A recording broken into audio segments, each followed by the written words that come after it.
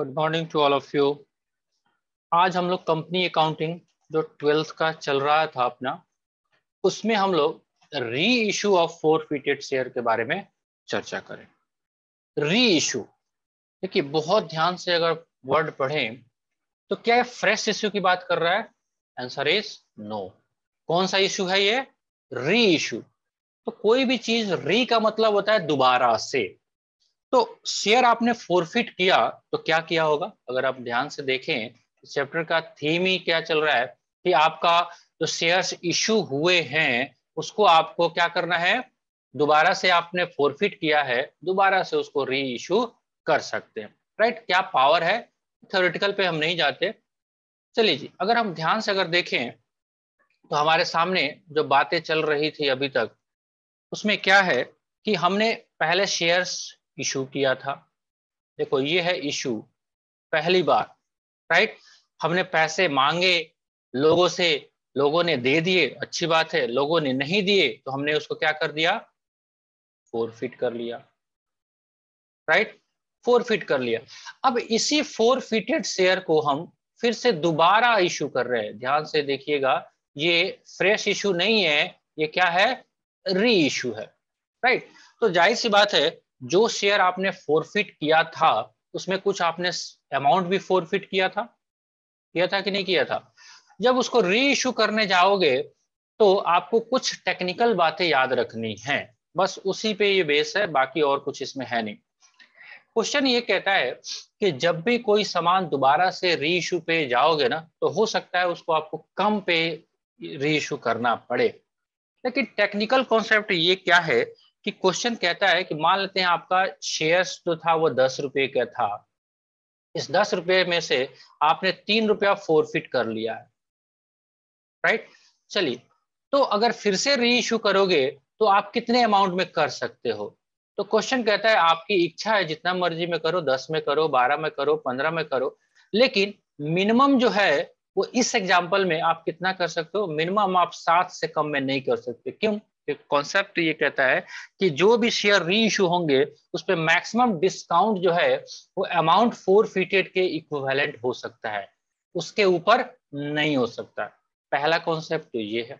दूसरा ये है कि अगर आपने 3 रुपया फोरफिट किया था और आपने फिर से शेयर्स को 10 रुपया में री इशू कर दिया, तो आपके पास ये 3 रुपया क्या हो जाएगा?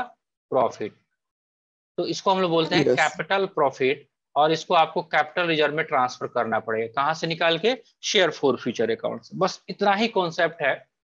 अब उसको थोड़ा सा इंप्लीमेंट करने का कोशिश करते हैं। एक बार पहले थ्योरी नोट्स देख लेते हैं। क्या कह रहा है?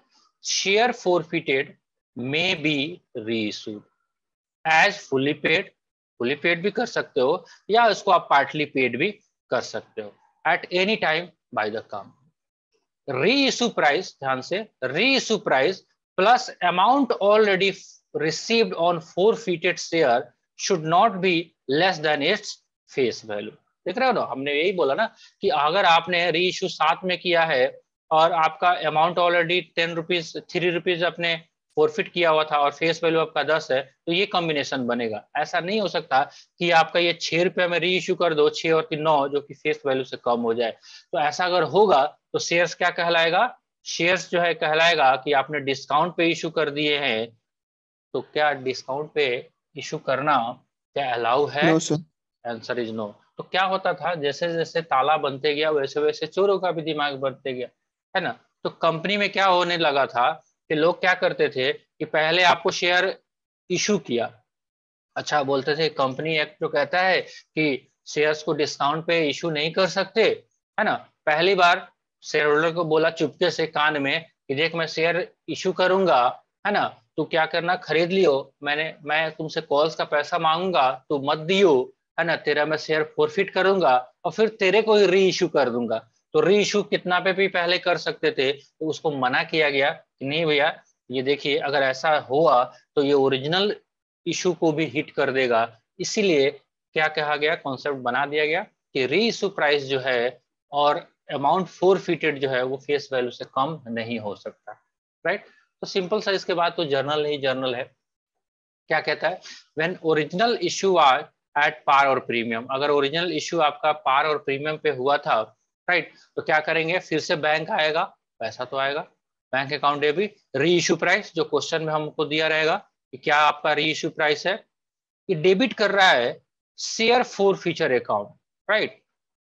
अगर मान लेते हैं हमारा यही एग्जांपल था, हमने इश्यू प्राइस री इश्यू प्राइस 7 रखा है और हमने 3 रुपया फोरफिट किया है, तो शेयर कैपिटल में 10 रुपये जाएगा। ये भी हो सकता है क्वेश्चन बोले कि नहीं री इश्यू प्राइस 8 रुपया, तो 7 की जगह 8, तो अब कितना यूज हो गया इसमें से 2, राइट, 10 हो गया, बाकी 1 रुपया जहां चला जाएगा कैपिटल रिजर्व में। बस इतना ही काम इसमें मेन आपको ध्यान में रखना है। तो आई थिंक सीधे अब हम लोग क्वेश्चन पे चले तो ज्यादा आपको फायदा हो जाएगा, आपका टाइम भी बचेगा और आपको कॉन्सेप्ट भी क्लियर हो जाएगा। आई थिंक रीइश्यू का 25 नंबर है ना, चलिए है या नहीं है, रीइश्यू का ही है, देख लेते हैं एक बार। हाँ रीइश्यू के टाइम में दिया है तो रीइश्यू ही होगा। चलिए, Pawan limited was registered with authorise capital. अच्छा ऑथोराइज कैपिटल अब तो पता चल गया होगा आपको क्या होता है ना, अब डिस्कस हम नहीं कर रहे आपको।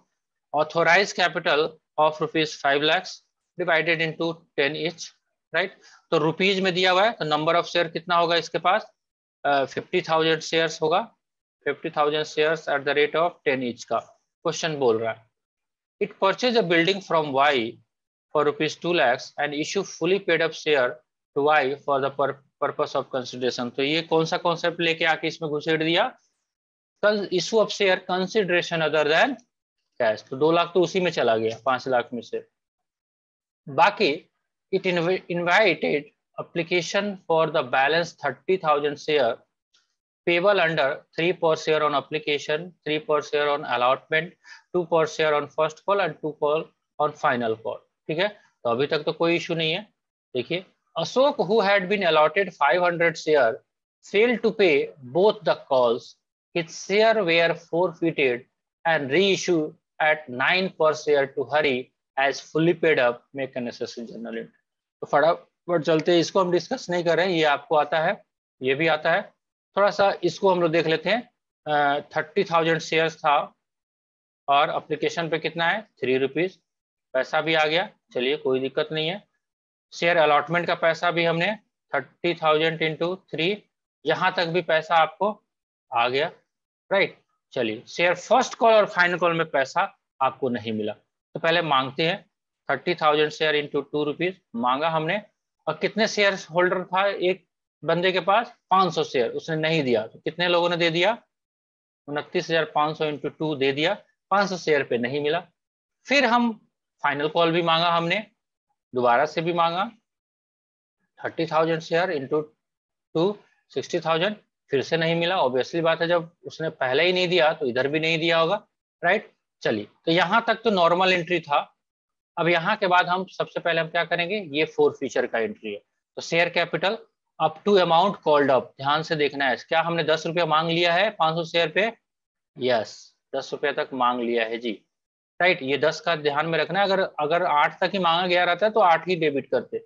चलो, ये मांगा गया नहीं मिला, 500 शेयर पे 2 रुपया, 500 शेयर पे 2 रुपया, और कितना मिल चुका है 500 शेयर पे 6 रुपया। तो ये हमने क्या किया, शेयर फोर फीचर का एंट्री कर दिया।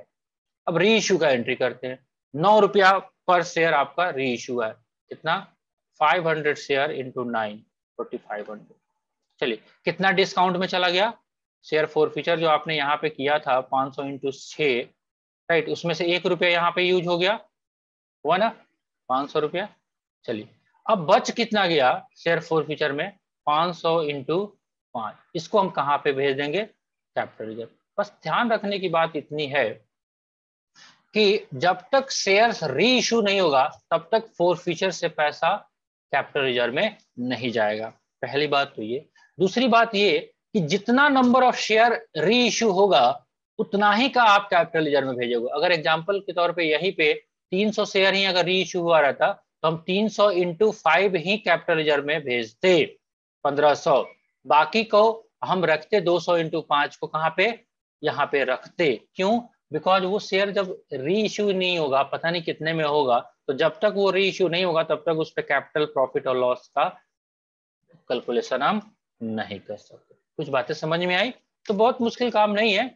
हाँ, ये तो सिंपल वाला था, अभी चल के जब ओवर सब्सक्रिप्शन वाला जो बात आएगा तो उसमें थोड़ा सा और आपको दिमाग लगाना है।